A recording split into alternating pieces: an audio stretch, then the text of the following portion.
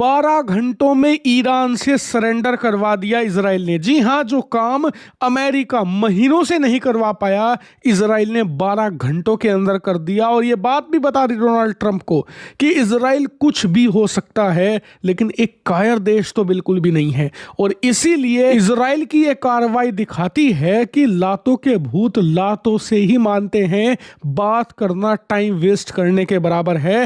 दरअसल हुआ यह कि आपको पता ही होगा, कल मैंने आपको खबर दी थी कि कल शाम तक भी ईरान लगातार बमबारी कर रहा था इजराइल की, अचानक से बिना उकसावे के। और कारण यह दिया कि इजराइल तो लेबनान के अंदर हिजबुल्लाह के ऊपर अटैक कर रहा है सीज फायर के बावजूद।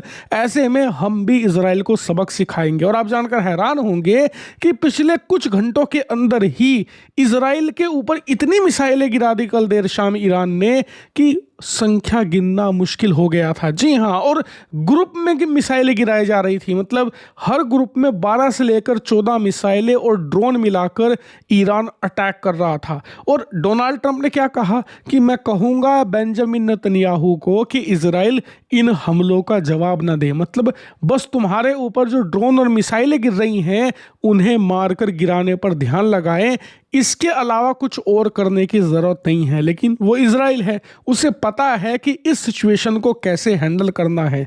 इन्होंने मिसाइलें गिर रही थी इनके ऊपर, ड्रोन आकर इनके ऊपर अटैक कर रहे थे, उसे तो हैंडल किया ही, लेकिन उसी के साथ साथ तुरंत अपने लड़ाकू विमानों को स्क्रैम्बलर कर दिया। यानी कि तमाम लड़ाकू विमान भेज दिए गए ईरान की तरफ, जो ईरान में घुसे और एक एक करके ईरान की बमबारी शुरू कर दी। जी हाँ, और कल देर रात होते होते इजराइल ने इतने ज्यादा अटैक कर दिए ईरान पर कि आप स्क्रीन पर देखिए, ईरान का वही प्रवक्ता जो पिछले 3 महीनों से डोनाल्ड ट्रंप को गालियां दे रहा है, डोनाल्ड ट्रंप को बुरा भला कहता है, अमेरिका की नौसेना को धमकियां दे रहा है, वो खुद कहने पर मजबूर हो गया कि ईरान हमले रोक रहा है और हम अब इजराइल पर कोई अटैक नहीं करेंगे। And this is the pure madness of Israel. जी हां, इजराइल ने कुछ ही घंटों के अंदर ईरान की तोते उड़ाकर रख दिए।